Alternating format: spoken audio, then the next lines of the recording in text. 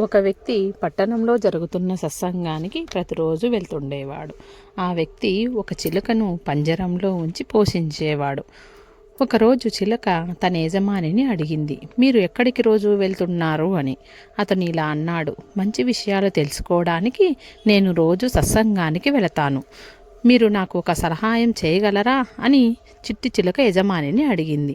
నేను ఎప్పుడు స్వేచ్ఛ పొందగలను అని మీ గురువుగారిని అడిగి చెప్పండి అని అన్నది. మరుసటి రోజు యజమాని సత్సంగానికి వెళ్ళాడు. సత్సంగం ముగిసిన తర్వాత అతడు తన గురువు దగ్గరకు వెళ్ళి, గురువుగారు, నా ఇంటిలో ఒక చిలక ఉంది. అది స్వేచ్ఛ ఎప్పుడు పొందగలదో మిమ్మల్ని అడిగి తెలుసుకోమని ప్రాధేయపడింది. అది విన్న వెంటనే గురువుగారు అపస్మారక స్థితిలోకి వెళ్ళిపోయాడు. ఇది చూసిన చిలక యజమాని భయపడి నిశ్శబ్దంగా అక్కడి నుంచి వెళ్ళిపోయాడు. అతను ఇంటికి చేరుకున్నాడు. అతని చిలుక అతన్ని అడిగింది, మీరు నా ప్రశ్నను గురువుగారిని అడిగారా అని. యజమాని బదులిచ్చాడు, నేను అడిగాను, కానీ నీ అదృష్టం బాగాలేదు. నేను నీ ప్రశ్న అడిగిన వెంటనే గురువుగారు అపస్మారక స్థితిలోకి వెళ్ళిపోయాడు అని చెప్పాడు.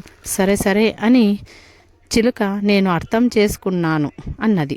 మరుసటి రోజు సత్సంగానికి వెళ్తూ యజమాని పంజరంలో ఉన్న చిలుక అపస్మారక స్థితిలో ఉండడాన్ని చూశాడు. యజమాని పరీక్షగా చూసి చిలుక చనిపోయిందనుకొని బయటకు తీశాడు. దానిని నేల మీద ఉంచాడు. వెంటనే ఆ చిలుక రివ్వుమంటూ ఎగిరిపోయింది. చేసేదేమీ లేక సత్సంగం కోసం మామూలుగా వెళ్ళిపోయాడు యజమాని. గురువు అతనిని చూసి దగ్గరికి పిలిచి, నీ చిలుక ఎక్కడ ఉంది అని అడిగాడు. నేను ఉదయం సత్సంగానికి వచ్చేటప్పుడు నా చిలుక అపస్మారక స్థితిలోకి గురయ్యి పంజరంలో పడి ఉంది. దాని ఆరోగ్యం తనిఖీ చేయడానికి నేను పంజరం తెరిచి దాన్ని నేల మీద ఉంచినప్పుడు అది పారిపోయింది అని దిగులుగా చెప్పాడు. గురువు నవ్వి, మీ చిట్టి చిలుక మీకన్నా ఎక్కువ తెలివిగలది.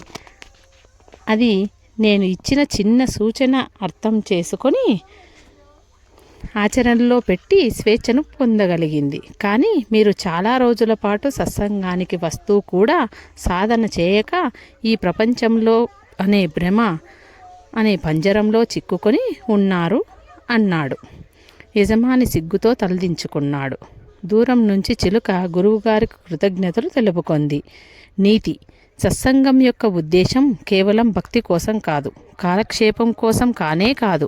అజ్ఞానం నుండి, అంధకారం నుండి, భ్రమ నుండి మనం బయటపడి స్వేచ్ఛగా విముక్తులమై దైవానికి చేరువ కావడం కోసం అని గ్రహించాలి.